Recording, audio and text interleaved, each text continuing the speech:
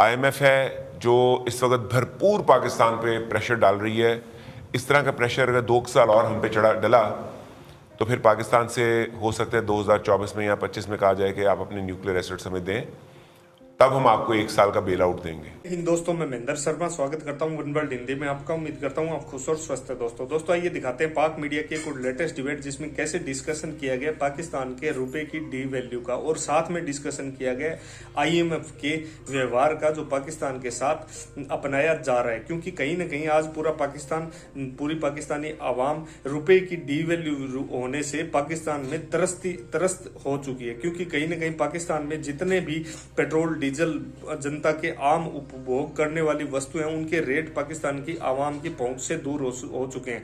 तो कैसे ये पाकिस्तानी एंकर बता रहे हैं कि हमारा पक्ष और विपक्ष दोनों ही कहीं ना कहीं हमारे दुश्मन बन जाते हैं क्योंकि हम सच्चाई बोलते हैं। जबकि सच्चाई ये है कि पाकिस्तान में जो भी हुकूमत और आर्मी के खिलाफ बोलता है उसको उठा लिया जाता है और जेलों में डाल दिया जाता है। तो ये कैसे ये एंकर है 1 साल की जो बिल्कुल बीच में ना दिखा था, अब एकदम से हुकूमत चेंज होते ही आ गया है। तो कहीं ना कहीं इनकी भी मानसिकता ये उजागर कर रहे हैं। तो बताया जा रहा है कि पाकिस्तान में कैसे रुपए की डीवैल्यू और अमेरिका के साथ कैसे ये कंपैरिजन कर रहे हैं। तो दोस्तों देखिए डिबेट और कमेंट में अपनी प्रतिक्रिया जरूर दें। लास्ट में आपसे रिक्वेस्ट करूंगा, चैनल पर नए हैं तो चैनल को सबसे पहले सब्सक्राइब करें, लाइक शेयर कमेंट जरूर करें। दोस्तों जय हिंद, वंदे मातरम, भारत माता की जय। दोस्तों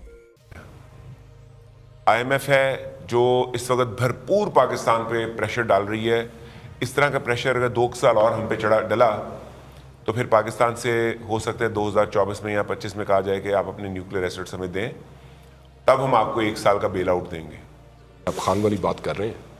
खान साहब ने भी यही धमकी लगाई है कौम को, इन्हों ने जो ना वेच देने ताड़े सासे उन्होंने ले जाना। खान साहब खुद भी तो इसी तरफ लेके जा रहे थे मुल्क को।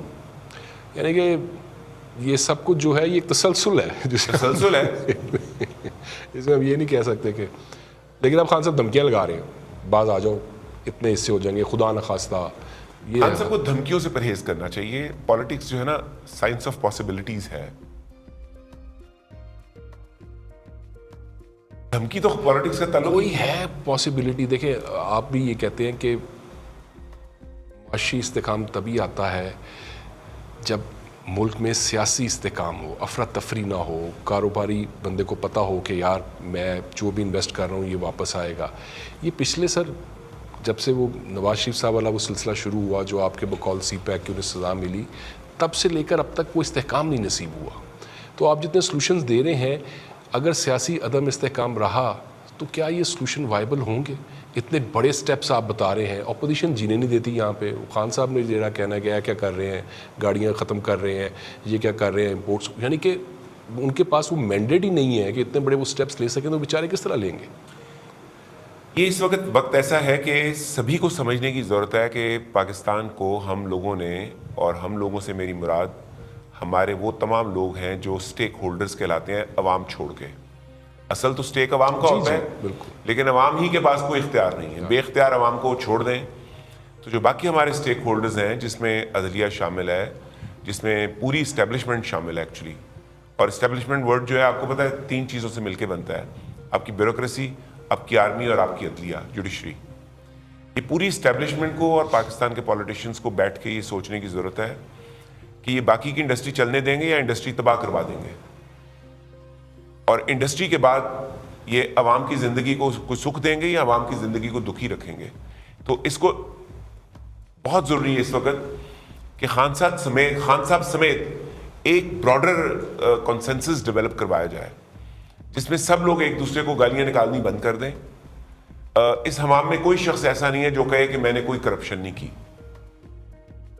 पिछले 4 साल ने खान साहब का भरम भी तोड़ दिया, और उससे पहले कि पाकिस्तान के पूरे 74 साल जो है इसमें करप्शन नित नए अंदाज से हुई है, लेकिन करप्शन हुई है। लेकिन सर खान साहब ने तो नहीं की, वो तो फैमिली फ्रेंड्स ने की है, फैमिली फ्रेंड्स ने की है। वो खान साहब के ऊपर आप मुझसे कहलवाना क्या चाह रहे हैं? मैं वो नहीं कहूँगा। अच्छा चलिए ठीक है जी, हम आते हैं सॉल्यूशंस की तरफ। हमने जनाब बता दिया करंट अकाउंट डेफिसिट कैसे उससे निजात हासिल की जा सकती है, हमने ट्रांसपोर्ट का मंसूबा जो है वो दे दिया। आज हमने बात करनी है फिस्कल डेफिसिट की। To begin with sir, what is the definition of fiscal deficit? ये है क्या फिस्कल डेफिसिट? से फिजिकल डेफिसिट ऐसे है कि आपके घर में, यानी मुस्तफ़ा न्याज के घर में कितने पैसे आते हैं, वो मुस्तफ़ा लेके आता है, उसका भाई लेके आता है, घर से कोई चीज़ बेच के लिए जाते हैं, टोटल कितने पैसे आए, और फिर घर की ज़रूरतें पूरी करने के लिए कितने पैसे आपने खर्च किए।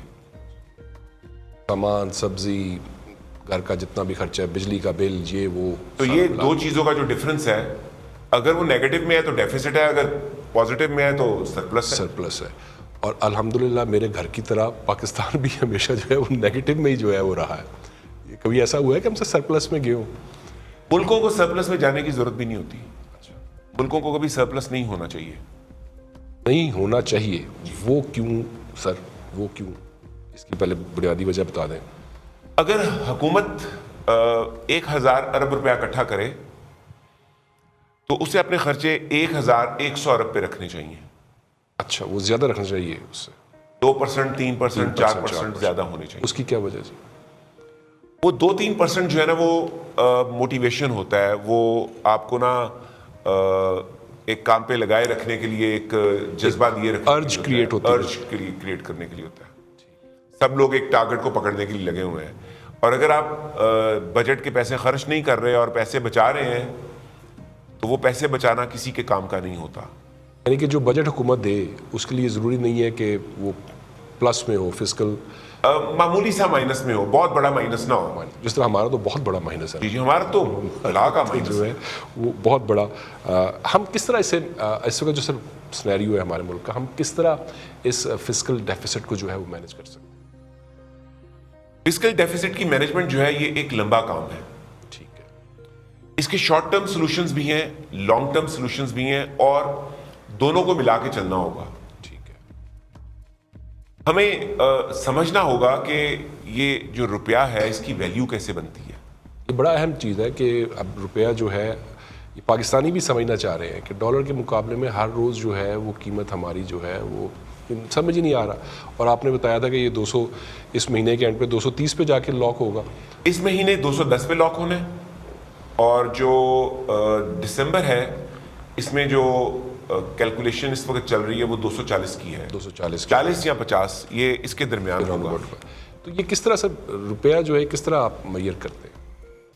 देखिए, अगर आप रुपए की असल वैल्यू देखना चाहते हैं कि ट्रू वैल्यू रुपए की क्या है, तो आप मैं एक एग्जांपल देता हूं, और मैं एग्जांपल एग्जैक्टली वो दे रहा हूं जो पढ़ाने के लिए टेक्स्ट बुक्स में दी जाती है।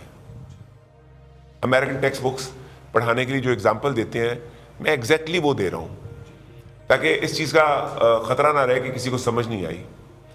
एक बर्गर है अमेरिका में मैकडोनल्ड्स का $5 का, वही बर्गर पाकिस्तान में है $750 का। तो $5 जब पाकिस्तान आए तो उन्होंने वो बर्गर खरीदा, तो $750 का खरीदा, तो $1 कितने रुपए में ट्रांसलेट हुआ? कहां से कहां चला? $150 में। ये फैक्चुअल प्राइस है। पाकिस्तान में वो $750 का, $750 का है, और अमेरिका में वो बिग मैक बर्गर जो है वो 500 का है।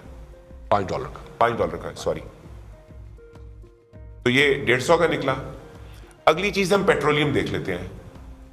इस वक्त इत्तेफाक है कि अमेरिका में जो पेट्रोल है वो $5 का गैलन है, और अमेरिकन गैलन जो है वो 3.5 लीटर का होता है। ब्रिटिश गैलन 4.5 का होता है। तो 3.5 लीटर पाकिस्तान में पेट्रोल कितने का है? तो 200 और कितने पैसे हो गए? 234 रुपए का डॉलर है, लीटर है जी। 234 रुपए लीटर के हिसाब से 3.5, ये 819 रुपए हो गए। अब इसको डिवाइड करें हम 5 से, तो 163 रुपए हो गए। तो डॉलर कितने का हो गया? 163 का।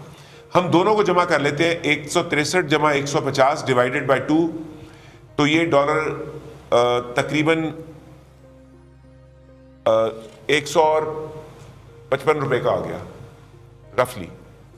यही डार साहब ने कहा था कि 150-60। ये तो वो आइटम्स हैं जो हमने 2 काउंट की। फिर आप एक गाड़ी लेंगे तो गाड़ी पे ये डॉलर कोई 200 कुछ रुपए का बनेगा। 25,000 की जो गाड़ी है वो पाकिस्तान में जब बिक रही है तो 60 लाख की बिक रही है। तो उसको जब आप कैलकुलेट करेंगे तो रुपये क्या ट्रू वैल्यू लेने के लिए आप डॉलर में बिकने वाली चीजें अमेरिका में 100 उठा लें, और फिर वो 100 चीज़ें पाकिस्तान में उठा लें। इसमें अनाज भी होना चाहिए, कपड़े भी होने चाहिए, तालीम भी होनी चाहिए, इसका पूरा बास्केट होना चाहिए कि हमने एक 100 चीज़ों का, और जितना बड़ा सैंपल साइज होगा उतनी वैल्यू एक्यूरेट ट्रांसलेट होगी। तो इस ट्रांसलेशन के हिसाब से आपका रुपया जो है इस वक्त वो तकरीबन बनता है 170 रुपए का। आपके मुल्क में प्रॉब्लम ये आ गई है कि आपकी इन्फ्लेशन कंट्रोल में नहीं आ रही, तो इन्फ्लेशन को कंट्रोल करने के लिए फिर ये इंटरेस्ट रेट बढ़ाते हैं ताकि रुपया ज्यादा दस्तयाब ना हो और अदम दस्तयाबी की वजह से रुपए की वैल्यू जो है वो मुस्तहकम हो। ये इसी तरह है, इसकी एक और एग्जांपल समझा देते हैं कि आपकी जेब में है 20,000 रुपया और मेरे पास है एक मोबाइल। आपने मुझसे ये मोबाइल खरीदना है तो मैं अपने मोबाइल का ज्यादा से ज्यादा आपसे 20,000 मांग सकता हूं। तो 20,000 रुपये मैंने आपसे लिया, आपको मोबाइल दे दिया। मैं इसकी इजी करने की कोशिश कर रहा हूं। जी, मुश्किल हो तो आप क्रॉस क्वेश्चन कर दीजिए। अब मुझे पता चले कि आपने 20,000 मजीद छाप के अपने हाथ में पकड़ लिया है, तो मैं अपने मोबाइल को क्या करूंगा, मैं इसकी कीमत 40,000 कर दूंगा। यानी पाकिस्तान में अगर हमारे पास 100 किलो गंदम है और अवाम के पास